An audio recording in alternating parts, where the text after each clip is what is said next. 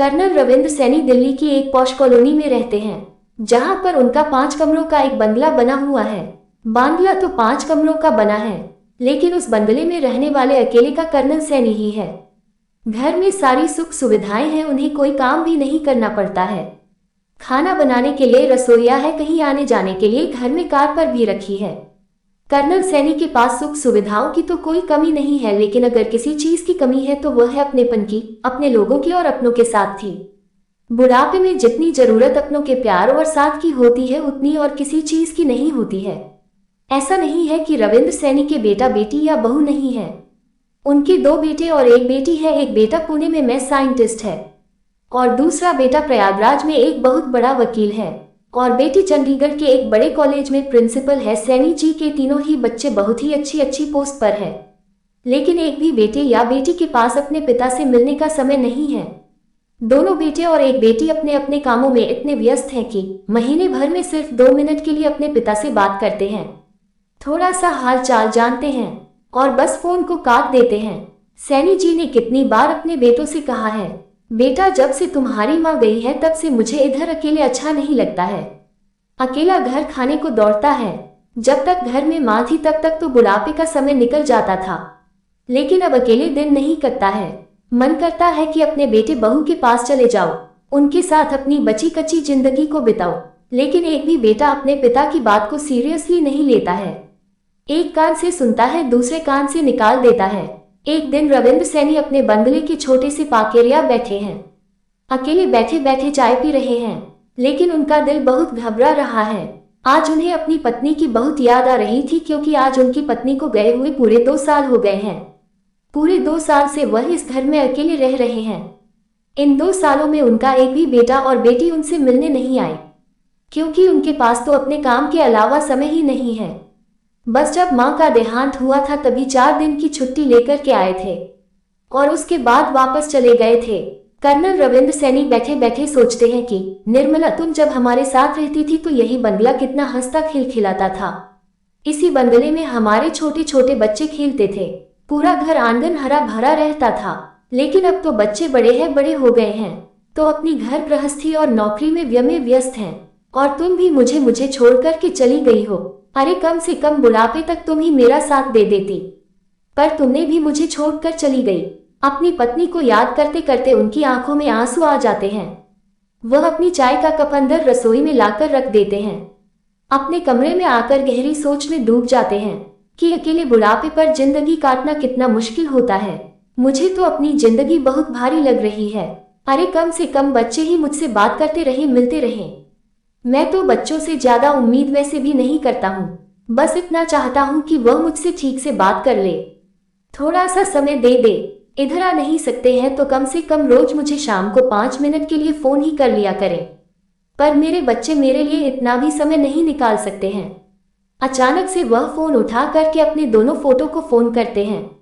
दोनों बेटे फोन तो उठा लेते हैं, लेकिन ये कहकर फटाफट से फोन काट देते हैं कि वह अभी बिजी है, कोई जरूरी बात हो तो मैसेज कर देना, हम आपको फ्री होकर के कॉल करेंगे। फिर वह अपनी बेटी को कॉल करते हैं। बेटी भी कॉलेज में होती है और कहती है, डैडी अभी कॉलेज में एग्जाम चल रहे हैं, मेरी ड्यूटी लगी हुई है, चेकिंग करना पड़ता है, मैं आपसे बाद में बात करती हूँ। और बेटी भी फोन को काट देती है। रविंद्र सैनी अपने बेटे के फोन आने का इंतजार करने लगते हैं। पूरा हफ्ता निकल जाता है, लेकिन एक भी बेटा उन्हें फोन नहीं करता है, क्योंकि किसी भी बेटे के पास उनके लिए समय ही नहीं है। जो थोड़ा बहुत समय होता है वह अपने परिवार और बच्चों को देते हैं, लेकिन बूढ़े पिता के प्रति भी तो उनका कुछ न कुछ फर्ज बनता है। रविंद्र सैनी 10 दिन बाद फिर से अपने दोनों बेटों को सुबह 5 बजे ही फोन करते हैं और कहते हैं, बेटा अभी तो तुम ऑफिस भी नहीं गए होंगे, इसीलिए मैंने तुम दोनों को सुबह सुबह फोन कर दिया जिससे बात हो जाए। बेटे बदबदाते हुए कहते हैं, हाँ बताओ किस लिए फोन किया है, पूरी नींद खराब कर दी, ऐसा भी क्या जरूरी काम था जो इतनी सुबह सुबह फोन मिला दिया। बेटा मैं कह रहा था कि अगले महीने दिवाली है, तुम्हारी माँ को गए हुए भी पूरे 2 साल हो गए हैं, तब से तुम लोग एक भी त्योहार पर घर नहीं आए हो। बिना बच्चों के त्योहार पर घर सूना सूना लगता है, तो मैं सोच रहा हूँ कि तुम सब इस बार दिवाली पर बच्चों को लेकर घर आ जाओ, साथ में मिलकर दिवाली मनाएंगे। छोटा बेटा चिल्लाता हुआ कहता है, आपने मुझसे बिना पूछे ही कैसे सोच लिया कि मैं दिवाली पर घर आऊंगा? अरे मैं आपको बताने ही वाला था कि मैंने इधर एक बहुत बड़ी सोसाइटी में अपना फ्लैट खरीद लिया है और उस घर में मेरी पहली दिवाली है, तो मैं तो आ नहीं पाऊंगा। अपने घर में ही मैं दिवाली मनाऊंगा।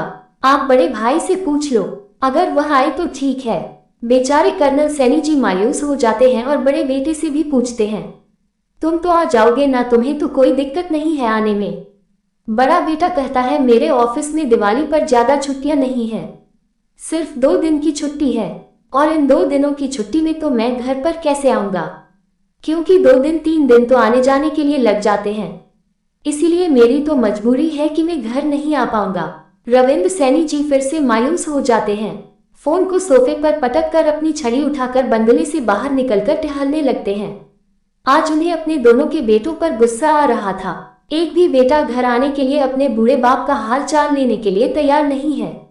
अरे मेरी भी तो कुछ कुछ इच्छाएं हैं कि अपने नाती पोतों से मिलूं, अपने ने बेटे बहुओं के साथ रहूं, और उनके पास मेरे लिए एक दिन का भी समय नहीं है। टहलते हुए रविंद्र सैनी जी एक निर्णय लेते हैं कि बेटे नहीं आ पा रहे हैं तो क्या हुआ, उनके पास समय नहीं है तो क्या हुआ, पर मेरे पास तो समय है, मैं तो जा सकता हूँ अपने बेटों के पास। ऐसा सोचते ही उनकी आंखों में चमक आ जाती है।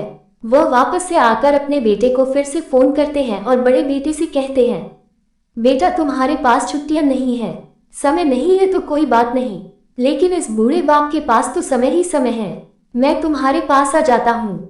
ठीक है पिताजी, आ जाए और अपने साथ उधर से एक कुक और टेक केयर करने वाला जरूर ले आइए, क्योंकि मेरे घर में तो 4 कमरे हैं और चारों ही कमरे बटे हुए हैं, एक भी कमरा खाली नहीं है। लेकिन हाँ, पास की ही सोसाइटी में मेरा एक 2 BHK का फ्लैट है, उसमें मैं आपके लिए सारी खाने पीने की व्यवस्थाएं कर दूंगा। इसीलिए कह रहा हूँ कि अपने साथ एक खाना बनाने वाला कुक और आपकी दवाइयों का ध्यान रखने वाला जरूर ले आइएगा, क्योंकि मेरे पास तो इतना समय नहीं होगा कि मैं आपके पास आकर आपका ध्यान रख सकूं। बेटे की बात सुनकर के रविंद्र सैनी जी दंग रह जाते हैं। सोचते हैं कि जब बेटे के पास जाकर के भी अलग फ्लैट में ही रहना है तो फिर अपना बंगला ही अच्छा है। जब उधर जाकर भी बहू बेटे नाती पोतों के साथ नहीं रह पाऊंगा तो कम से कम अपने घर में अपनी पत्नी की यादों के साथ तो रहता हूँ। लेकिन आज उनको अपने दोनों ही बेटों पर बहुत गुस्सा आ रहा था और अब उनका गुस्सा इतनी जल्दी शांत होने वाला नहीं था। उन्होंने अपने बेटों को सबक सिखाने की ठान ली थी। सोच लिया था कि आप अपने बेटों को सबक सिखा के रहेंगे।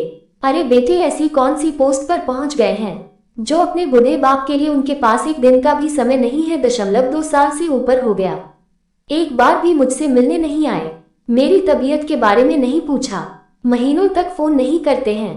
अब ऐसे नहीं चलेगा। बच्चों के भी अपने माता पिता के प्रति कुछ फर्ज होते हैं। माता पिता तो अपने बेटे के प्रति सारे फर्ज निभाते हैं, लेकिन जब माता पिता के प्रति बच्चों के फर्ज निभाने की बारी आती है तो बच्चे बड़े होकर के अपना पल्ला झाड़ लेते हैं और व्यस्तता का नाम देकर फ्री होना चाहते हैं।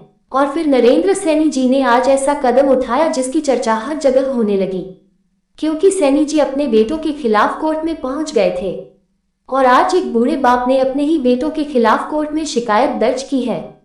हर कोई इस केस को सुनकर दंग था। आखिरकार कर्नल सैनी का अपने बेटों से ऐसा क्या झगड़ा हो गया जो उन्होंने अपने ही बेटों पर केस कर दिया। जज साहब भी इस अनोखे केस को देखकर के आश्चर्यचकित थे।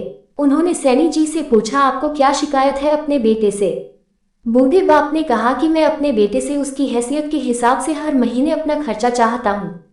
जब साहब फिर से कहते हैं, वह तो आपका हक है, तो इसमें कोर्ट केस करने की क्या जरूरत है, आपके बेटे हर महीने आपको खर्च दे देंगे।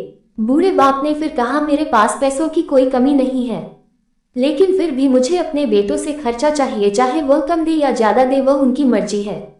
जज साहब सैनी जी की बात को सुनकर के आश्चर्यचकित होकर कहते हैं, जब आपके पास पैसों की कमी नहीं है तो फिर आप अपने बेटों से अपने लिए खर्चा क्यों मारना चाहते हैं?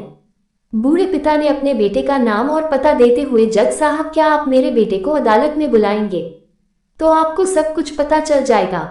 जब दोनों बेटे अदालत में आए तो जज साहब ने बेटे से कहा कि आपके पिताजी आपसे हर महीने खर्चा लेना चाहते हैं, चाहे वह कम ही क्यों ना हो।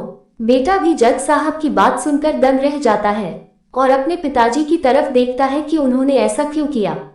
मेरे पिताजी तो बहुत अमीर हैं, उनके पास बंगला है, गाड़ी है, पैसों की कोई कमी नहीं है, फिर उन्होंने ऐसा क्यों किया? जज साहब ने कहा, यह अनोखी मांग तो तुम्हारे पिताजी की है, उन्हीं से पूछिए कि उन्होंने ऐसा क्यों किया। बूढ़े पिता ने जज साहब से कहा कि आप मेरे बेटे से कहिए कि वह मुझे हर महीने 500 रुपये देगा, और वह भी अपने हाथों से, और उस पैसे में बिल्कुल भी देरी नहीं करेगा। जज साहब ने बेटे से कहा कि तुम हर महीने 500 रुपये बिना किसी देरी के अपने पिता के हाथ में रखोगे। अदालत तुम्हें यह आदेश देती है। अदालत ने आदेश दिया है। बूढ़े पिता ने केस किया है तो बेटों को तो अदालत की बात माननी ही पड़ेगी। वो हर महीने अपने बूढ़े पिता को अपने हाथों से 500 रुपये देने के लिए तैयार हो जाते हैं, और फिर केस उधर ही रफा दफा हो जाता है। लेकिन जज साहब के मन में एक प्रश्न बार बार आ रहा था कि ऐसी क्या वजह रही है जिसकी वजह से सैनी जी अपने बेटों से गुजारा भत्ता मांग रहे हैं, जबकि उनके पास तो पैसों की कोई कमी नहीं है। अरे 500 रुपये उनके लिए क्या मायने रखते हैं, लेकिन फिर भी वह 500 रुपये अपने बेटों से मांग रहे हैं। केस खत्म हो जाने के बाद जब रविंद्र सैनी जी कोर्ट से जाने लगते हैं तो जज साहब सैनी जी को अपने पास बुलाकर पूछते हैं कि अगर आप बुरा ना माने तो क्या मैं आपसे एक बात पूछ सकता हूं कि आपने अपने बेटे के खिलाफ मुकदमा क्यों किया? आप तो बहुत अमीर हैं, और जब मुकदमा किया ही था तो 500 रुपये ही क्यों मांगे? पिता ने मुस्कुराते हुए कहा, जज साहब मैं अपने बेटे को देखना चाहता था। अरे मैं तो अपने बेटों का चेहरा देखने के लिए तरस गया था। मेरे दोनों ही बेटे अपने कामों में इतने व्यस्त रहते हैं कि उन्हें अपने पिता से मिलने का समय ही नहीं है। एक जमाना गुजर गया है उनसे नहीं मिला हूँ, और न ही उनसे फोन पर बात हो पाती है। मुझे अपने बेटों से बहुत प्यार है, इसीलिए मैंने उन पर ही केस किया है, ताकि हर महीने 500 रुपये की धनराशि देने की वजह से मैं उनसे मिल सकूं, उन्हें देख सकूं और देख कर के खुश हो लिया करूं। वैसे तो मेरे बच्चों के पास समय नहीं होता है, लेकिन कोर्ट का आदेश मानने के लिए और मेरे पास पैसे देने आएंगे तो मैं अपने बेटों से मिलूंगा, देख लूंगा, मन को तसल्ली हो जाएगी। बूढ़े पिता की बात सुनकर के जज साहब की आंखों में भी आंसू आ जाते हैं, और वह सैनी जी से कहते हैं कि आपने अगर पहले कहा होता तो मैं आपके दोनों बेटों को आपका ख्याल न रखने के जुर्म में सजा भी दे देता। लेकिन बूढ़े बाप ने कहा, आप सजा कराते तो फिर ये तो मेरे लिए और भी दुख की बात होती, क्योंकि सच में मैं अपने बेटों से बहुत प्यार करता हूँ, और मैं बिल्कुल भी नहीं चाहूंगा कि मेरी वजह से मेरे बेटों को कुछ भी सजा मिले, या मेरे बेटे जरा सी भी तकलीफ में रहे। कहानी से हमें यही सीख से मिलती है कि हम जिंदगी की भाग दौड़ में पैसे कमाने में इतने व्यस्त ना हो जाए कि अपने परिवार का, अपने बूढ़े माँ बाप के पास बैठने का भी समय ना निकाल सके, उनसे मिलने का समय ना निकाल सके। पिता का तो नाम ही ऐसा है जो हमेशा जिम्मेदारियों, संघर्ष और दुख को सहन कर जाता है। वह हमेशा अपने परिवार की खुशियों के बारे में सोचता है, परिवार से दूर होकर भी, और अपने बच्चों को हमेशा खुशियां देना चाहता है। तो दोस्तों, आपको आज की कहानी कैसी लगी? अगर पसंद आई हो तो कमेंट करके जरूर बताइएगा। अगर आपको वीडियो अच्छी लगी तो इस वीडियो को लाइक करके चैनल को सब्सक्राइब कर देना। आपका एक सब्सक्राइब मेरे लिए 1 लाख के बराबर है।